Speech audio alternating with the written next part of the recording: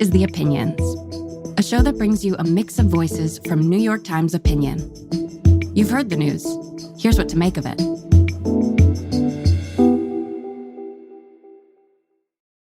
I'm Naomi Beinart, and I'm a junior in high school. On the morning after the election, I walked up the staircase of my school. A preteen was crying into the shoulders of her braces-clad peer. Her friend was rubbing circles on her back. I continued up the stairs to the lounge where upperclassmen linger before classes. There I saw 2 tables. One was filled with my girlfriends, many of them with hollows of darkness under their eyes.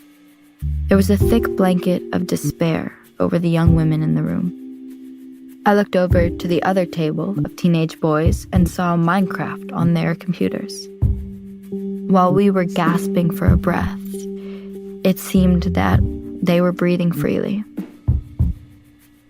We girls woke up to a country that would rather elect a man found liable for sexual abuse than a woman, where the kind of man my mother instructs me to cross the street to avoid will be addressed as Mr. President, where the body I haven't fully grown into may no longer be under my control. The boys, it seemed to me, just woke up on a Wednesday.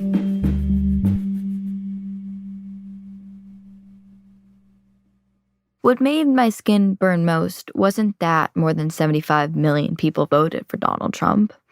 It was that this election didn't seem to measurably change anything for the boys around me, whether their parents supported Mr. Trump or not.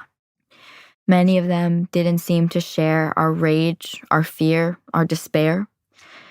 They don't even seem to share our same fear for the future. I'm scared that I will wake up in an episode of The Handmaid's Tale. I am scared that Trump's new appointees will take away or restrict birth control and Plan B from us, the same way they did abortion. I'm scared that the acne-riddled boys I know will see in a triumphant, boastful Trump the epitome of a manly man and model themselves after him. I feel like I'm at the beginning of a nightmare. I'm scared for the next 4 years. I was 8 the first time Trump was elected. Now I am 16. I am still unable to vote, but now I am so much more aware of what I have to lose. I have seen some of the ways in which many of the boys in my generation can be different from their fathers. The #MeToo movement went mainstream when they were still wearing Superman pajamas. On Tuesdays in health class, they learn about the dangers of inebriated consent. They don't pretend to gag when a girl mentions her period or a tampon falls out of her backpack. They don't find sexist jokes all that funny, and don't often make them in public. I love and care for many of these boys and have always felt they were on my side.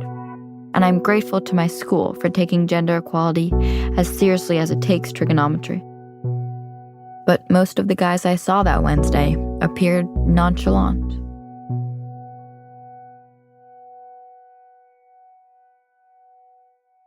A smiling student shook his friend's hand and said sarcastically, "Good election," in the same hallway where I saw a female teacher clutching a damp tissue. Why were these boys so unperturbed? I worry that my guy friends only cared about women until it conflicted with other, more pressing priorities. That morning, I spoke with a male classmate. He asked if I was okay. I nearly melted with relief. See, I knew not all guys were ignorant. Then, before I responded, he continued. Why, he wondered, are so many girls crying? I stared. I swallowed that familiar lump. And I had one thought. I pray that my older brother never asks that question. How could my classmate not know why girls in his grade were biting their nails and doing breathing exercises in the all-gender bathroom? Our future is sliding down the sides of our faces, and he asked me why we are crying. I have never felt that disconnected from men. I have never felt more like a girl.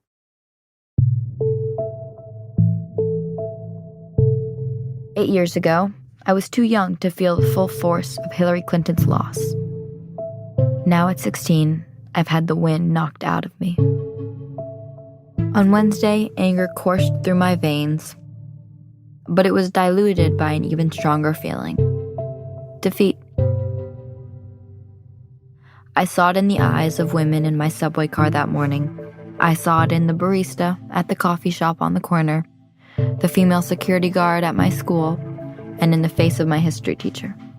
In a terrible way, I've never felt more part of a sisterhood, or more certain that pain is shared within that family. I wish the consequences of this moment for young women punctured the apparent indifference of so many men and boys I saw that day. I wish they could breathe in what the women and girls I know have been inhaling since November 5th. I can't predict how well I'm going to do on an English test tomorrow, and I definitely can't predict the future for me and my fellow young women. For now, all I can do is tell you how I feel.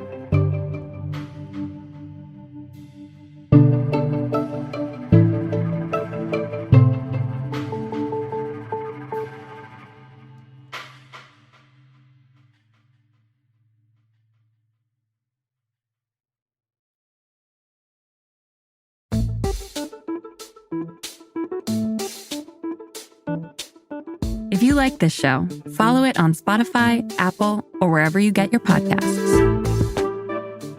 This show is produced by Derek Arthur, Sophia Alvarez-Boyd, Vishaka Durba, Phoebe Lett, Christina Samuelewski, and Jillian Weinberger. It's edited by Kari Pitkin, Allison Bruzek, and Annie Rose Strasser.